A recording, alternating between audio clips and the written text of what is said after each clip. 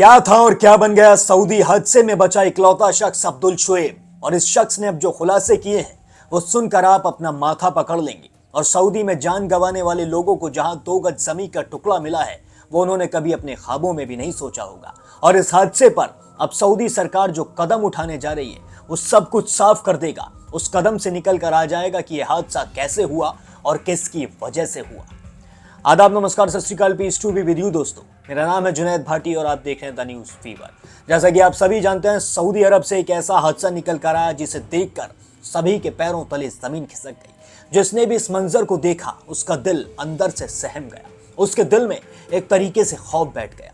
खासकर भारतीय ये सोचने पर मजबूर हो गए कि आखिर इन लोगों के ऊपर उस वक्त बीती क्या होगी, क्योंकि चंद ही सेकंडों में वो बस आग के गोले में बदल गई थी। उस बस के अंदर बच्चे भी थे, औरतें भी थे, बूढ़े भी थे, जवान भी थे। सभी के सभी चंद सेकंडों में खत्म हो गए।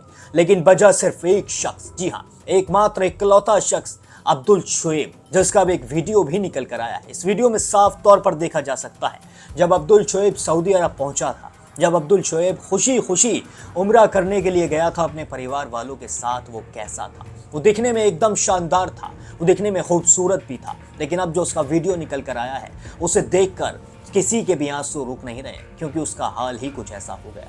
सभी को लग रहा था कि ये बंदा आखिरी मौके पर कूद कैसे गया, आखिर ये बच कैसे गया। लेकिन अब इसके फोटोज और वीडियोस देख के साफ अंदाजा लगाया जा सकता है कि ये बड़ी मुश्किल से बचा है। ये मौत के मुंह से निकल कर आया है।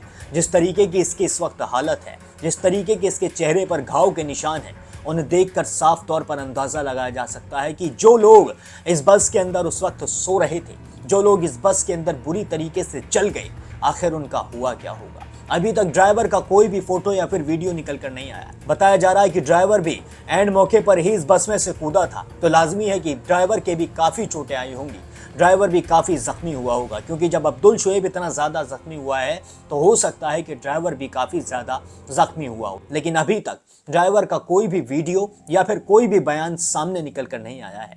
इस हादसे की असली पहचान तभी हो सकती है जब ड्राइवर का बयान निकल कर आए। इस हादसे के बारे में तभी पता लग सकता है कि हादसा कैसे हुआ है जब ड्राइवर खुद आके बताए कि एंड मौके पर क्या हुआ था। जो मरहूमों के परिवार वाले और खानदान वाले कह रहे हैं वो यही कह रहे हैं कि सबसे अच्छी बात यही है कि हमारे अपनों को जन्नतुल बकी में जगह मिल गई है। जी हाँ, जन्नतुल बकी में इन सभी मृतकों को दफनाया गया है। सबसे पहले तो सऊदी सरकार के लिए सबसे ज्यादा मुश्किल ये आ रही थी कि लोगों की पहचान ही नहीं हो पा रही थी। वो लोग इतनी बुरी तरीके से जले हैं, इतनी बुरी तरीके से उनकी बॉडी जल गई कि पता ही नहीं लग रहा था कि कौन क्या है और कौन किसका रिश्तेदार है, किसके परिवार में से है। जब उनके परिजनों को सऊदी अरब बुलाया गया तो उनसे थोड़ा थोड़ा डीएनए टेस्ट लिया गया, जिसके बाद उन मृतकों का डीएनए टेस्ट भी किया गया, जिसके अंदर पहले 20 लोगों की पहचान हो गई थी। लेकिन उसके बाद भी काफ़ी लोग बचे थे जिनकी पहचान नहीं हो पा रही थी। लेकिन अब जैसे तैसे करके सबकी पहचान की गई, बड़ी मुश्किलों से सबकी पहचान हुई और फिर उसके बाद मस्जिद नबवी के बराबर में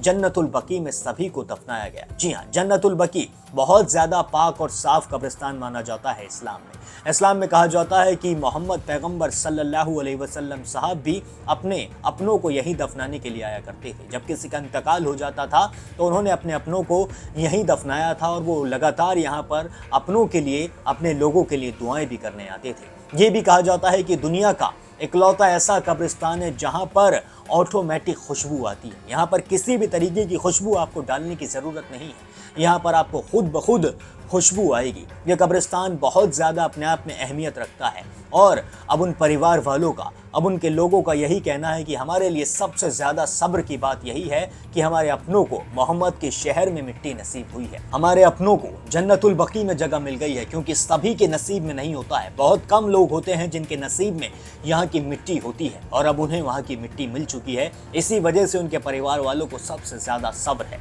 और इसी वजह से वो खुश हैं। उनकी आंखों में आंसू तो हैं, लेकिन उनके दिल में एक तरीके की खुशी भी है। वो अपनों के लिए सिर्फ अब दुआएं कर रहे हैं। वो यही दुआएं कर रहे हैं कि उनके अपनों को जन्नतुल फिरदौस में आला से आला मकाम हासिल हो, उन्हें अल्लाह ताला आला से आला मकाम अता फरमाए। लेकिन इस वक्त जो सबसे बड़ा सवाल निकल कर आ रहा है वो यही है कि ड्राइवर कहाँ है। ड्राइवर से पूछताछ होना बहुत ज्यादा जरूरी है। वैसे तो सऊदी सरकार काफी ज्यादा सख्त है और सऊदी में अगर कोई ऐसा हादसा होता है तो उस हादसे की पूरी जानकारी निकल कर भी आती है, क्योंकि वहां पर चप्पे चप्पे पर सीसीटीवी कैमरास लगे हुए हैं।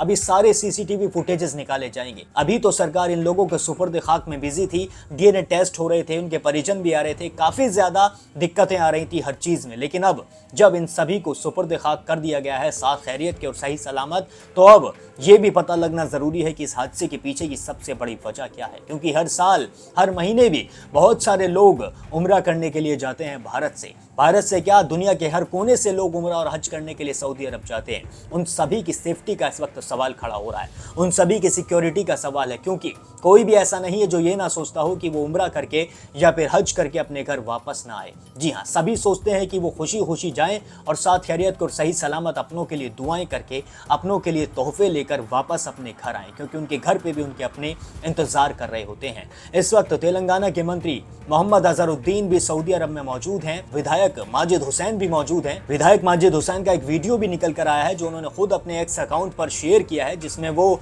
लोगों से ये प्रार्थना करते नजर आ रहे हैं, लोगों से ये कहते हुए नजर आ रहे हैं कि किसी भी तरह की अफवाह ना फैलाएं, किसी भी तरीके की ऐसी बात ना करें जिससे उन लोगों के घर वालों को दुख हो। देखिए आप माजिद हुसैन का क्या कहना है। अस्सलाम वालेकुम रहमतुल्लाहि व बरकातुहू। उम्मीद है आप सब खैरियत से होंगे। मैं ये वीडियो बनाने का खास मकसद ये है कि जिन लोगों के घर में उनके अपने लोगों का इंतकाल हुआ मदीना की बस ट्रेजेडी में, तो जिसका इंतकाल हुआ उनके घर वालों का एक खास इसरार ये है कि उनके घर के खवातीन के वीडियोस भी जो वो तवाफ कर रहे हैं या उनके फोटोज भी सोशल मीडिया पे आम हो रहे हैं। बेशक आप लोग हमदर्दी में कर रहे होंगे, मगर जिनके वो अफराज खानदान है उनको ये काम से बेहद तकलीफ हो रही है। मेरी आप तमाम से अदबन गुजारिश है कि ऐसे कोई वीडियोस जिसमें खवातीन और बच्चे मौजूद हैं उनको सर्कुलेट करने से परहेज करें।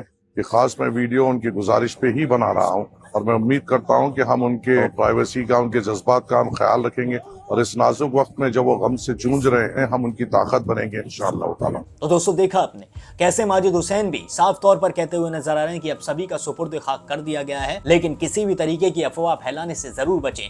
हो सकता है आप ये सब सिंपैथी के लिए कर रहे हो, आप जो वीडियोस अपलोड कर रहे हैं उससे आपकी सिंपैथी जुड़ी हुई हो, लेकिन बच्चे और औरतों का वीडियो बिल्कुल भी शेयर ना करें, क्योंकि इन वीडियोस को देख के उनके परिवार वालों को और ज्यादा दुख पहुंचेगा। वो कैसे न कैसे अपने अंदर एक तरीके का सब्र पैदा कर रहे हैं। जब वो इन वीडियोस को सोशल मीडिया पर वायरल होते हुए देखेंगे तो फिर से उनके सीने में वो जख्म ताज़ी हो जाएंगे। तो कृपया करके उन जख्मों को ताज़ी ना करें, क्योंकि बहुत ज़्यादा ज़रूरी है उन लोगों को सब्र मिलना।